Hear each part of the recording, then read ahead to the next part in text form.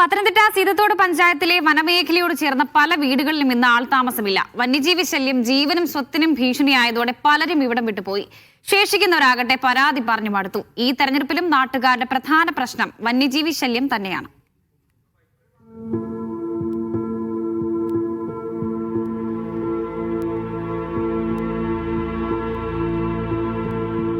ഞാനിപ്പോൾ ഉള്ളത് സീതത്തോട് ഗ്രാമപഞ്ചായത്തിലെ 7ാം വാർഡിലാണ്. വോട്ട് ചോദിച്ച് ഈ കൽപ്പടവുകൾ ഇറങ്ങി ആർക്കും ഒരു വീട്ടിലേക്കും പോകേണ്ടതായി വരില്ല. കാരണം ഒരു വീട്ടിലും ഇപ്പോൾ ആളില്ല. കുറച്ച് ആളുകളൊക്കെ അവിടെ ഇവിടെയായിട്ടുണ്ടെങ്കിൽ പോലും അവരും കടുത്ത വന്യജീവി ഭീഷണിയിലാണ്. ആക്കര നിൽക്കുന്ന ആ വീട്ടിൽ കുടുംബമായിട്ട് താമസിച്ചുകൊണ്ടിരുന്ന നെയ്ത്തരം വർഗീസും ജാനമ്മ എന്ന 2 പേരും മക്കളുമാർ താമസിച്ചുകൊണ്ടിരുന്നത്. അവരൊക്കെ യാന ശല്യവും പുലിയുടെ ശല്യം കൊണ്ട് പേടിച്ച് ഈ നാട്ടിൽ നിന്ന് വീട് മാറി മല്ലപ്പള്ളി സൈഡിലേക്ക് താമസം മാറ്റിയിരിക്കുക.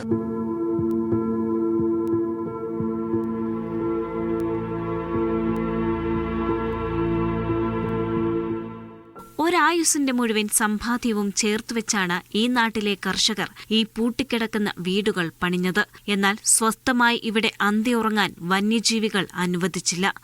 ഞാനിവിടെ 50 വർഷത്തിന് മേളിലായി വന്നിട്ട് അന്നൊന്നും വലിയ ശല്യമില്ലായിരുന്നു. ഇവിടെ ഭയങ്കര ശല്യമാണ്. 10 വർഷമായി ഭയങ്കര ശല്യമായിട്ട് വരിക. ആന, കുരങ്ങ, പന്നി, മുള്ളൻ, കടുവ, പുലി, ഇല്ലാത്ത സാധനം സിംഹം ഒഴിച്ച് ബാക്കി എല്ലാ സാധനവും ഉണ്ട് ഇവിടെ. പഴയ കൂട്ടുകാരും ബന്ധുക്കളൊക്കെ ഇവിടെ ഉണ്ടായിരുന്നവരൊക്കെ പോയോ? എല്ലാവരും പോയി. പഴയ കൂട്ടുകാരും പോയപ്പോൾ വിഷമം തോന്നിയായിരുന്നു? ഇപ്പം പേടിച്ച് പോകുന്ന ഇപ്പം നമ്മളെന്തിനാ വിഷമിക്കാനും? അവർ ജീവനും കൊണ്ട് ഓടുന്നു. നമ്മളിവിടെ എങ്ങും സാധനമില്ലാത്തതുകൊണ്ട് ഞങ്ങൾ കുറച്ച് ഇവിടെ കിടക്കുന്നു. ആന വന്ന് ഞങ്ങളുടെ കൃഷിയെല്ലാം നശിപ്പിക്കുക. പുലിയുടെ ശല്യമുണ്ട്. പിന്നെ കടുവ ഇറങ്ങുന്നുണ്ട്. പുലിയെ ഞാൻ 2 പ്രാവശ്യം കണ്ടു. പേടിച്ച് ഈ വഴിയെ പോലും നടക്കാൻ പറ്റത്തില്ല. ആ അവസ്ഥയിലായി ഞങ്ങൾ. കുറച്ച് ആൾക്കാരൊക്കെ ഇവിടുന്ന് പോയി. മൃഗങ്ങളുടെ ശല്യം കൊണ്ട് വാടകയ്ക്കൊക്കെ പോയി. ഞങ്ങൾക്ക് പോകാൻ ഞങ്ങൾക്ക് മറ്റ് സ്ഥലങ്ങളില്ലാത്തതുകൊണ്ട് ഞങ്ങൾ പോയി. ഇങ്ങോട്ട് പോകാൻ രാത്രിയൊന്നും വെളിയിൽ ഇറങ്ങത്തില്ല, പേടിച്ച് ലൈറ്റൊക്കെ ഇട്ടേക്കും. ആന ഞങ്ങളുടെ മുറ്റത്ത് ഇതിലേ വന്നാൽ ഇങ്ങനെ കയറിപ്പോയേ. കഴിഞ്ഞ ആഴ്ച കിഴക്ക് ഇച്ചിരി സ്ഥലമുണ്ട്, അത് മൊത്തം നശിപ്പിച്ചിട്ടേക്കോ. കൊടിയും കമുങ്ങും എല്ലാം കളഞ്ഞു.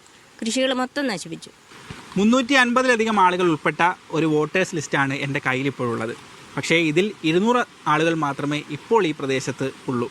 ബാക്കി ആളുകളൊക്കെ വന്യജീവി ശല്യം മൂലം പത്തനംതിട്ട ജില്ലയുടെ വിവിധ മേഖലകളിലേക്ക് ജനിച്ച നാടും വീടും ഉപേക്ഷിച്ച് പോകേണ്ടതായി വന്നവരാണ്. ഒപ്പം ഒരു മനസ്സായി ജീവിച്ചവർ വീടും പൂട്ടി മറ്റിടങ്ങളിലേക്ക് പോയത് നിസ്സഹായതയോടെ നോക്കി നിൽക്കേണ്ടി വന്നവരാണ് ഇപ്പോൾ ഈ നാട്ടിൽ അവശേഷിക്കുന്നത്. വനം വകുപ്പ് ഓഫീസുകളിൽ പരാതി നൽകി മടുത്തു. ഇനി വരുന്നത് വരട്ടെ എന്ന ചിന്തയിൽ ജീവിക്കുകയാണ് മനുഷ്യർ. പോകാൻ വയ്യാതെ കിടക്കുക, അതേ ഉള്ളൂ. വേറെ ഒരു മാർഗവുമില്ല. മാർഗമില്ലെന്ന് പറഞ്ഞാൽ വരുമാനമൊന്നുമില്ല. കൃഷി എല്ലാം ആന കയറി നിരങ്ങി ദിവസവും. ഇപ്പോൾ ഈ ആഴ്ച ഇന്നലെ തന്നെ അവിടെയൊക്കെ ആയിരുന്നു. ആകുമ്പോഴത്തേഞ്ഞ് വരും. സന്ധ്യ ആകുമ്പോഴത്തേക്ക് വന്ന് അവിടെ കയറി ഉണ്ടായിരുന്ന കവുങ്ങെല്ലാം എല്ലാവരുടെയും, അതെൻ്റെ എല്ലാം അടുത്ത അയൽവക്കക്കാരുടെയാണ്. അവരൊക്കെ പോയിട്ട് ഒത്തിരി ദിവസമായി. ഇവിടെ നിന്ന് തിരിച്ച് നോക്കാൻ പോലും വന്നിട്ടില്ല. ഞങ്ങളുടെ പെങ്ങളുമൊക്കെ ഇവിടെ താമസം അങ്ങ് സുഖത്തോട്ടി പോയി വാടകയ്ക്ക് മിക്കവാറും പേര് പോയി. ഞാനും ചിറ്റാറി പോയി മോൻ ഇച്ചിരി സ്ഥലം മേടിച്ചിട്ടുണ്ട്. വരവപ്പൊന്നും നടന്നില്ല. പോകാനൊക്കെ ഇല്ല. ഞാനും പോയെങ്കിൽ പിന്നെ പോകുന്ന എല്ലാവരും പോകും. ഒരുത്തർ പോലും ഒരു ദിവസം ഇവിടെ കിടക്കുകയില്ല. ഇന്ന് ഈ മണ്ണിലുള്ളവരെല്ലാം കൂട് തേടി പോകാൻ മറ്റൊരിടമില്ലാത്തവരാണ്. വോട്ട് തേടി വരുന്നവർ ആ കാര്യം കൂടി പരിഗണിച്ച് വന്യജീവി ഭീതിയിൽ നിന്നും ഈ നാട്ടുകാർക്ക് ശാശ്വതമായ ഒരു പരിഹാരം നേടിക്കൊടുക്കണം. സീതത്തോടിൽ നിന്നും നന്ദുഷായസ്, മീഡിയ 1, പത്തനംതിട്ട.